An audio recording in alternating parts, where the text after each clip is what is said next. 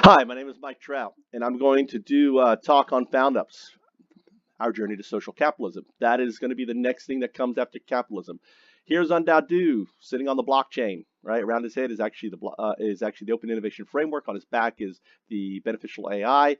Here is the blockchain, and basically social capitalism, the end of capitalism or the end of kings, projected literally 3,000 years ago or 5,000 years ago.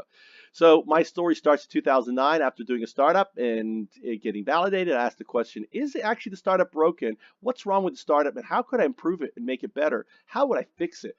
And what I discovered is three kinds of startups. There's Mr. Pre-seed, right? Who has a 99% chance of failure. Ultimately, he has no accredited investors and he has very little money. And actually, it's 99.97, but I didn't want to, scare you off on doing startups. So I dropped the decimal. There's Miss Seed. She's got picked up by, Techstars or Y Combinator. She has a group supporting her. She has some funds in, and guess what? She has over a 90% chance that she's going to fail to fund. Basically, she either the investors get bored of the project, something comes up. Investors just want to make money, and ultimately her idea gets tanked. And then there's Miss Seeded, who has raised over $5 million in funding. She has backing. She's got a whole bunch of Syria. And guess what? Even when you think you have BC funding, 70% of those failed to scale, or in other terms, cross the chasm. So what I learned was, yes, Dave McClure is right. Go get a job at McDonald's because doing a startup is ridiculous. And I haven't really done startups since I discovered this, and I've been working on Found Ups ever since. I won't do a startup, unfortunately, because certain framework doesn't exist. I am still failing.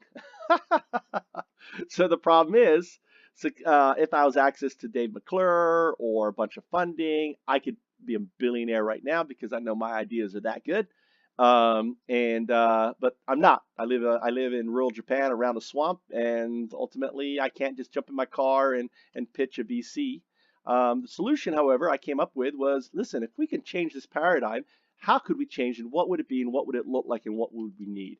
And what I discovered, right, was ultimately in the process that there was something terrible going on. And this was when Occupy Wall Street happened in 2010. And I realized our entire global economy is built on some broken piece of code called CAGR. And if we change this code, we can fix everything. Well, CAGR and all these things are the same thing, whether it's proof of work, stake, ROI, it's all the same thing. In essence, what CAGR is, it's the fuel that has powered the Industrial Revolution from 1 to 4, or 5 or 6, depending who you talk to, right? It is the driver for the entire economy. And ultimately, our business model is an infinite game, which basically says an infinite game versus a finite game. The infinite game will win every time. Our business model is an infinite game. Our planet is a finite game. Guess what? Now you know why we have all these problems. The good news is this, is as of 2012, when Ethereum ultimately ushered in what we call the blockchain, okay, it's no longer an endemic problem, it's now a systemic problem. We can fix the underlying economic issues by switching out this piece of code and ultimately fix everything. So here is the blockchain. All right. So if you don't know what the blockchain, basically you have an idea, you turn it into a white paper, you put it out there on a website, you tokenize it through some code, right? Create an algorithm, tokenize it. If people follow, like, share, they put money, they get the token. This is right now. Yeah, their advisors, team members, you allocate tokens to attract all these people. You have a roadmap that's in your white paper. Ultimately, you do different stages of ICOs, and voila, you've succeeded. All right. So the 99% failure rate actually, and as of now, and I don't have the clear data, but I think it's dropped to about a 95% or 94 to 96% failure rate. So we've turned the startup, because of the open innovation framework, what you call the blockchain, we have taken a few points off the failure rate. The majority of these things have failed, but it's okay. It's okay. We're not quite there yet, but we're getting there. We've actually knocked a few points. The blockchain ultimately is the open innovation framework. So what is basically where we're headed? The outcome, right? The outcome, what we're trying to do is get our first dano. The dano is the chicken that's going to lay the golden eggs. The old gold is basically the dano is a hybrid of a DAO, a decentralized autonomous organization. You can look them up.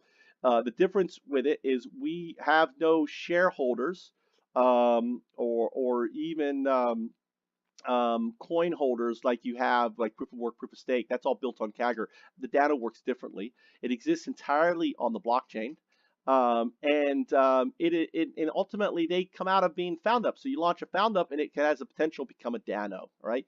100% of net profits once it's a Dano returns to the seed Dano.